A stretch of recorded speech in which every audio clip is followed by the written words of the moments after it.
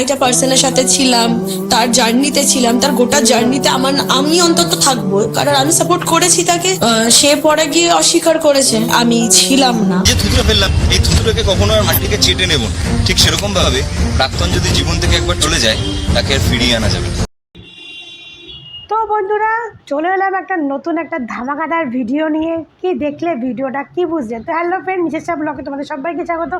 আশা করি তোমরা ভালো আছো, ভালো থেকো, সুস্থ থেকো। তো একে তো আমরা সবাই চিনি, এ হচ্ছে আমাদের পেট কথার অ্যাঙ্কার। পেট কথার যে কলকাতা বাংলাদেশ একদম ফেমাস। কলকাতা বাংলাদেশ কেন, আমাদের ইন্ডিয়াতে অনেক জায়গা, প্লাস হচ্ছে ইন্ডিয়ার বাইরেও অনেক জায়গা খুব ফেমাস পেট কথা। তো এই দাদা তো এখন এই ফেসবুক ইউটিউবে খুব সাকসেস হয়ে গেছে, কিন্তু এই মেয়েটাকে তো এই মেয়েটা জার্নিংয়ের গল্পটা বলি। এই মেয়েটাকে আমরা আমরা জানি পেট কথা যে গৌতমদার প্রথম থেকে শুরু জার্নিংটা যারা আমরা দেখেছি, তারা আমরা সবাই কিন্তু এই মেয়েটাকে চিনি। ঠিক আছে, সবাই আমরা তখনকার গৌতমদার সঙ্গে ভিডিওতে এই মেয়েটাকে আমরা দেখেছি। আমরা কী হিসাবে পরিচিত ছিল? গৌতমদার গার্লফ্রেন্ড হিসাবে।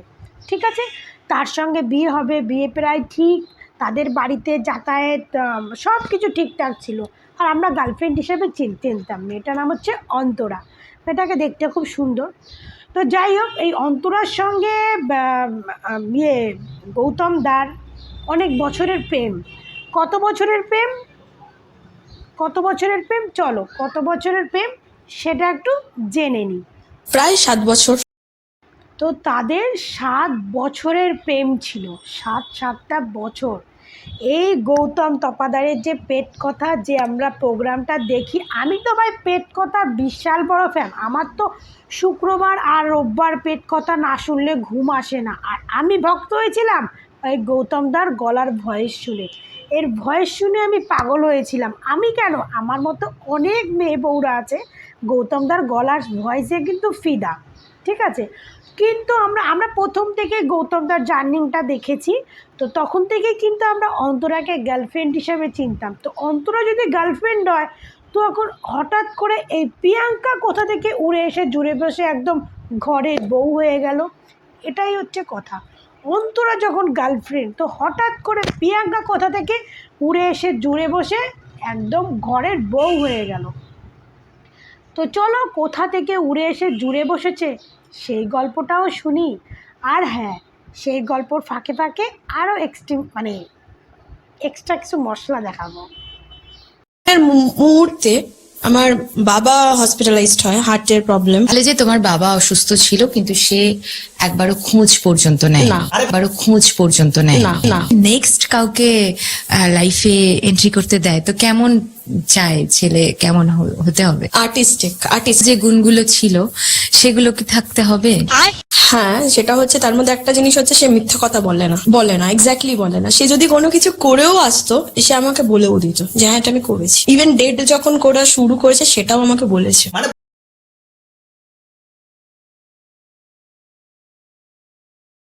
বুঝতে পারছো? এই ভিডিওটা অনেক বড়, আমি কেটে কেটে তোমাদেরকে দেখাচ্ছি। যখন গৌতম দাদা থাকতেই, এই মেয়েটার সঙ্গে রিলেশন থাকতেই আমাদের গৌতম দাদা গৌতম তপাদার অলরেডি প্রিয়াঙ্কার সঙ্গে ডেট করা স্টার্ট করে দিয়েছে। ডেট করতে করতে প্রিয়াঙ্কাকে বলে দিয়েছে, অন্তরাকে বলে দিয়েছে।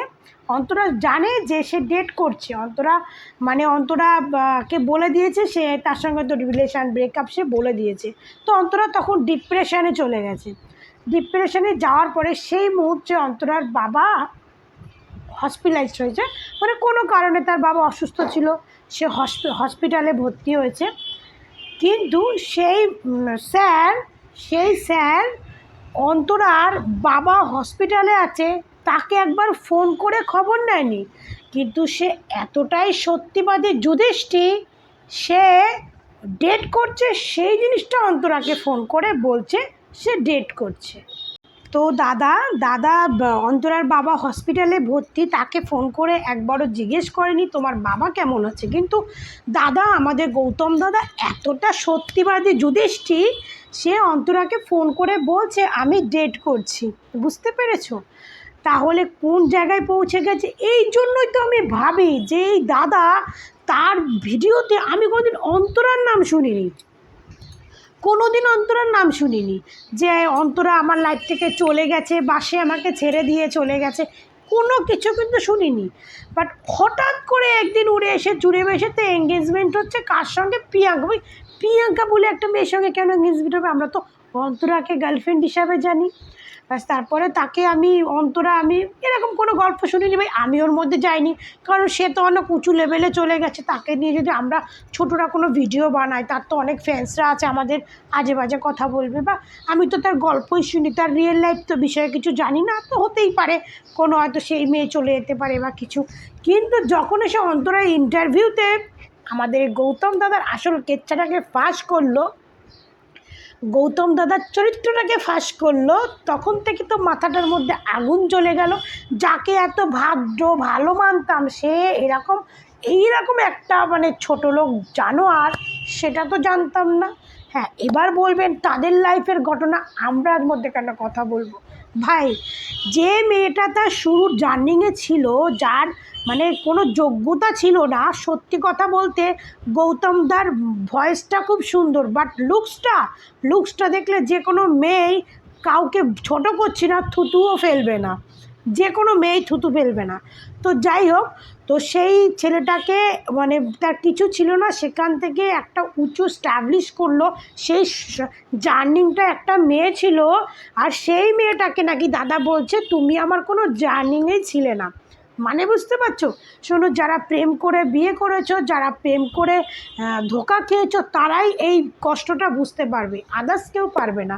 আমি প্রেম করে বিয়ে করেছি, তাই আমি জানি, কারণ আমি হয়তো প্রেম করেছি যাকে, তাকেই বিয়ে করেছি। কিন্তু আমাদের সেই সম্পর্কের মধ্যে যখন একটু ছোটোখাটো ঝামেলা হতো, তখন কতটা কষ্ট হতো, আর যদি সেই মানুষটা ছেড়ে দেয় তো তখন কতটা কষ্ট হতে পারে, সেটা অন্তত যারা প্রেম করেছে বা যারা প্রেম করে বিয়ে করেছে তারাই একটু বুঝবে, আদার্স কেউ বুঝবে না।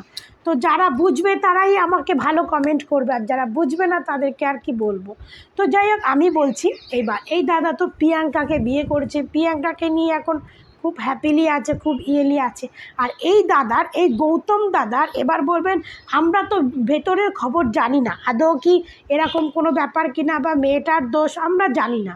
তো আমরা যখন জানি না, তো যখন এই গৌতম তপাদারের লাইফ থেকে মেয়েটা যদি চলে যায়, তাহলে তো দাদা নিজে কোনো ভিডিও দিত যে ও আমার লাইফ থেকে চলে গেছে, অন্তরা চলে গেছে বা কিছু, এরকম কিছু তো ভিডিও দিত। বা দাদার যদি মনে কোনো কষ্ট হতো, সেই কষ্টটাকেও আমরা বুঝতে পারতাম, ঠিক আছে।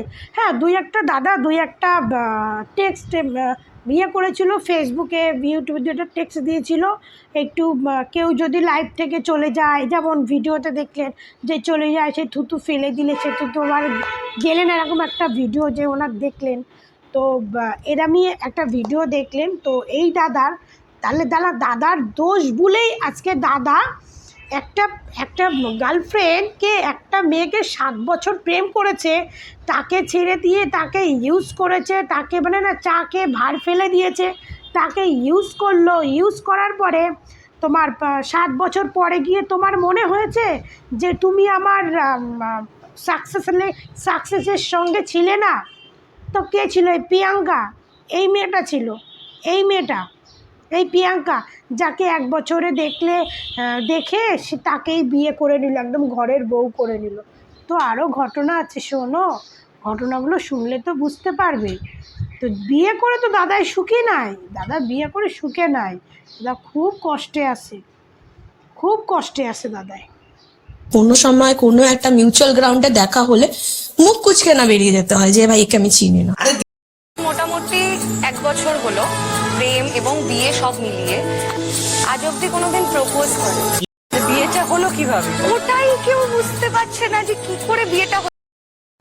ওটাই কেউ বুঝতে পারছি না বিয়েটা হলো কি করে, হলো। বাবা, ম্যাডামের স্বপ্নে আছেন, ম্যাডাম একদম বিশাল স্বপ্নে বাস করতেছেন।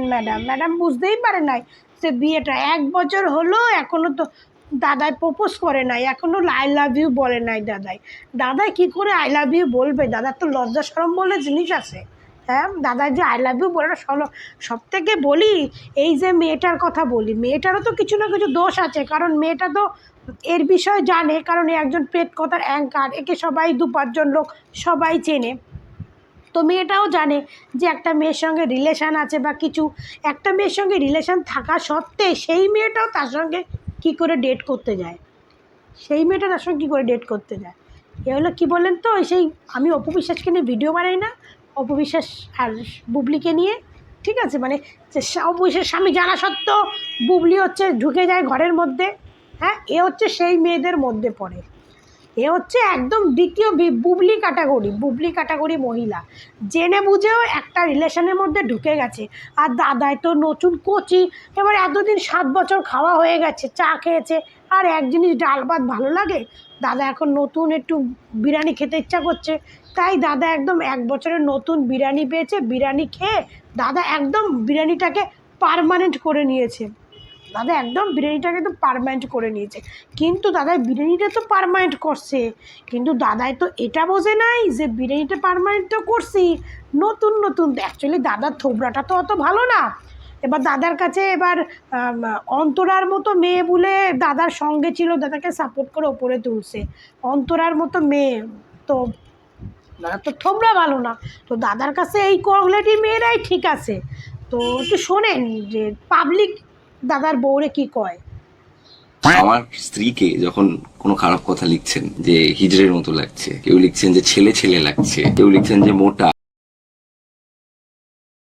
এটা আমারও প্রথম থেকেই কথা, যবে থেকে আপনার এঙ্গেজমেন্ট দেখছিলাম না, সেই আঙুলের ফুটার মধ্যে আংটি ঢুকাইতেছিলেন, তখন থেকে যখন প্রথমে আপনি এটা ছবি পোস্ট করছিলেন না, ইউটিউবে দেখেছিলাম, তখন থেকে আমি বুঝেছিলাম, ইস এই মেয়েটাকে তো দাদার পাশে একটা, এই মেয়ে, আমি প্রথমে সত্যি তাই ভেবেছিলাম যে একটা হিজড়া বা একটা হোমো ছক্কা এরম টাইপেরই মা কালী ভেবেছিলাম, আমি কিন্তু খারাপ কিছু বলছি না, আমি কিন্তু সেরকমই ভেবেছিলাম মেয়েটাকে, সেই রকম ভেবেছিলাম। তারপরে যখন দাদার টাইটেল পড়ছি যে আমার হবু বউ এইসব, তখন আমার অবাক, তো অবাক, এটা কী করে হতে পারে, কোথায় অন্তরা আর কোথায় প্রিয়াঙ্কা, এটা কী করে হতে পারে।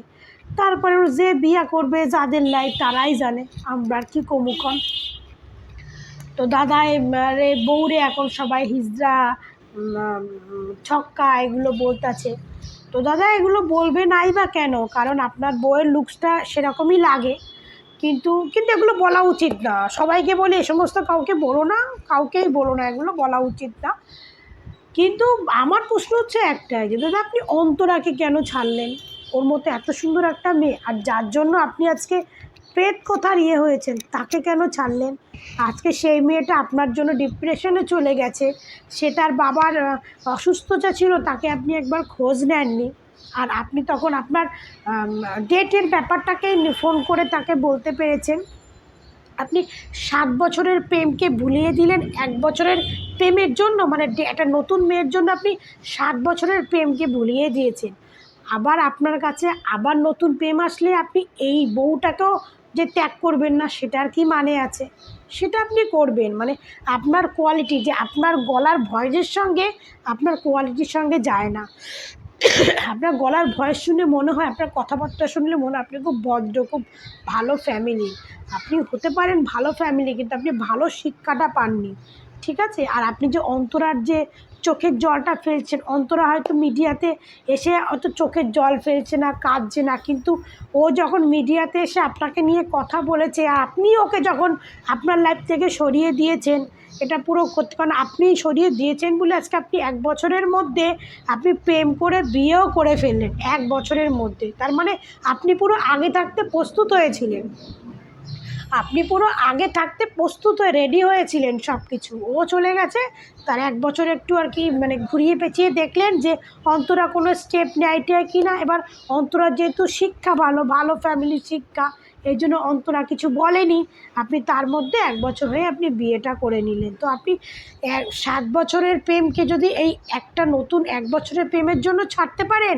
তো আপনার লাইফে আর একটা মেয়ে আসলে আপনি একে কেন ছাড়বেন না। কারণ অন্তরাকে দেখতে সুন্দর, অত সুন্দর মেয়েটাকে যদি আপনি এই প্রিয়াঙ্কার জন্য ছাড়তে পারেন, কারণ প্রিয়াঙ্কার না দেখতে সুন্দর না তাকে দেখতে লাগে, তাকে সত্যিই অন্যরকম দেখতে লাগে, তাকে মেয়েদের মতো দেখতে লাগে না। তো অত সুন্দর মেয়েটাকে যদি প্রিয়াঙ্কার জন্য ছাড়তে পারলেন, আর আপনার পয়সা দেখে তো আপনার থেকে এর থেকে আরও সুন্দর মেয়েরা আসবে, তো সেই জন্য আপনি প্রিয়াঙ্কাকে ছাড়বেন না এমন কোনো কথা নেই। তো আমিও হ্যাপি বলি, আর আমি একটা কথাই বলি, অন্তরা যদি আপনার জন্য কোনো রকমের কোনো কষ্ট পেয়ে থাকে বা চোখের জল ফেলে থাকে, তাহলে শাস্তি আপনি পাবেন, ভগবান আপনাকে শাস্তি দেবে। ভগবান আপনাকে, যদি আপনি অন্তরার সঙ্গে সত্যি অন্তরার সঙ্গে এরকম খারাপ ব্যবহার করে থাকেন, তো অ্যাকচুয়ালি ভিডিওটা আমি অনেক দিন আগে ধরে করব ভেবেছি, অনেক দিন আগে, কিন্তু ওই যে আমি কোনো প্রমাণ পাচ্ছি না বলে, কোনো টপিক পাচ্ছি, কেউ বানাচ্ছে না, আমি একদম ছোট কন্টেন্ট ক্রিয়েটার হয়ে কী বানাবো। কিন্তু আমি অনেক দিন পরে এখন দেখছি পরপর এই ধরনের সব অন্তরাকে নিয়ে ভিডিওগুলো এসছে, আর অন্তরা যেহেতু একটা ইন্টারভিউতে মুখ খুলেছে তার জন্য। তা আপনি অন্তরার মেয়েটাকে কষ্ট দিয়েছেন, যে আপনার লাইফটাকে, যে আপনাকে আজকে তৈরি করলো, তাকে আপনি আপনার লাইফ থেকে তাড়িয়ে দিলেন তো এই সাকসেসের জন্য, টাকা পয়সার জন্য। কারণ আপনাকে কাছে যদি এখন কেউ আসে, আপনার টাকার জন্য আসবে, আপনার রূপ দেখেও আসবে না, আপনার কোনো কিছু দেখে আসবে না, আপনি দেখার মধ্যে আপনি পড়েন না, আপনার টাকা দেখে আসবে, কিন্তু এই টাকা আপনার বেশি দিন থাকবে না, এটা আমি বলে দিলাম। যদি টাকার জন্য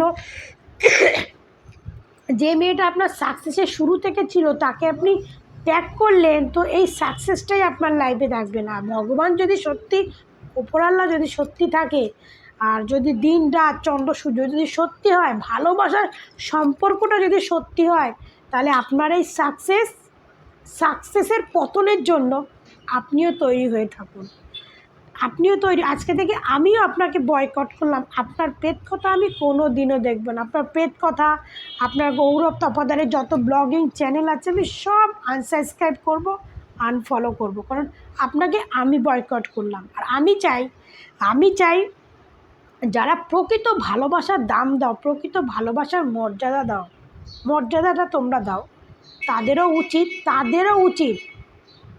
উচিত এই ছেলেটাকে বয়কট করা, তাদেরও উচিত এই ছেলেটাকে বয়কট করা, একদম বয়কট করে দাও। আর তার এখন প্রতিটা ভিডিওর কমেন্ট পোস্টে অন্তরার নামটা লিখে যাও, যে অন্তরার সঙ্গে তুই ঠিক করিসনি, তাই আজকে তোর পতনের জন্য তুই দায়ী। আর এখন কি শুনেছেন, আপনার বউকে সবাই হিজড়া মাসি বলছে, ছক্কা মার, এখনও শোনার কিছুই হয়নি। যদি অন্তরা এরপরে আরও মুখ খোলে না, আপনার যে সুন্দর কেরিয়ারটা ধরে বসে আছেন না, এই কেরিয়ারটা ধ্বংস হয়ে যাবে, একটা মেয়ের চোখের জলেই ধ্বংস হয়ে যাবে। আর এই যে আপনার পাশে যে আপনার বউ বসে আছে না, বউ রানী সেজে, হ্যাঁ, সে তো জেনে বুঝে আপনার লাইফে এসছে, কারণ সবাই জানতো অন্তরার সঙ্গে আপনার ভালোবাসাটা মেয়ে থাকতে আপনার সঙ্গে ডেট করেছে, সেও কিন্তু সমান দোষের ভাগিদারি। সুখী আপনারা কেউ হবেন না যদি মেয়েটারে কষ্ট দিয়ে থাকেন। অন্তরাকে সত্যি যদি, অন্তরা যদি আপনার যদি যার দোষ সেটা অন্তরা প্রকাশ করে দিয়েছে, এটা আমরাও জানি এটা আপনার দোষ। কারণ আপনার যদি দোষ না থাকতো না, আপনি 1 বছরের মধ্যে একটা মেয়ের সঙ্গে প্রেম করে বিয়ে করে নিতে পারতেন না, কারণ এই বিয়ের সেটিংটা আপনার অন্তরা থাকতেই আপনাদের মধ্যে এই রিলেশনটা ছিল, অন্তরা থাকতেই ছিল, বা অন্তরাকে হাঁটিয়ে দিলেন, 1 বছর ওয়েট করলেন, বিয়ে করলেন, বেশি দিন নয়, ওয়েট করুন, আপনারও পতন শুরু হতে যাচ্ছে, আপনি ওয়েট করুন। আপনি অনেক পয়সা থেকে ফেলেছেন না, বলে না, যারা 2 টাকা ইনকাম করে তারা যদি 10 টাকা ইনকাম করতে শুরু করে না, তো তারা আকাশের চাঁদ পেয়ে যায়। আপনার অবস্থা হয়েছে সেটা, আপনার পতনের জন্য রেডি হয়ে থাকুন। আমি তো আপনাকে বয়কট করলাম, আপনাকে টোটাল সোশ্যাল মিডিয়া থেকে বয়কট করলাম। আর ভালোবাসা যদি সত্যি ভালোবাসার দাম থেকে থাকে, তো এইরকম সবাই এই লোকটাকে বয়কট করুন, এই বাজে ছেলেটাকে বয়কট করুন, তার গল্প শোনা থেকে বয়কট করুন, কারণ এরকম ভূতের গল্প আমাদের ইউটিউব চ্যানেল সার্চ করলে এখন অ্যাভেলেবেল পেয়ে যাবেন। তো সবাই ভালো থাকবেন, সুস্থ থাকবেন, আর সবাই আমার কথাটা ঠিক ভুল কিনা আমাকে কমেন্ট করে জানাবেন। সবাইকে টাটা।